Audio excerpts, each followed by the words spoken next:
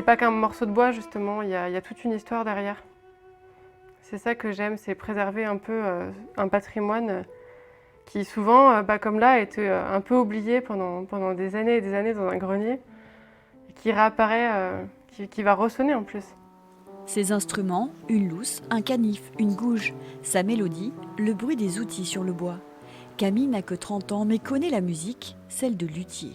Souvent, on regarde les lignes d'année, si elles sont trop écartées ou trop serrées, l'épaisseur qu'elles ont. Tout ça va donner un son finalement différent à l'instrument. Donc j'ai fait des retouches de vernis ici, parce qu'il y a eu des petits éclats de vernis. Après 7 ans passés dans des ateliers reconnus, elle a décidé d'ouvrir le sien à Albi. Elle y répare et fabrique violons, alto et violoncelle.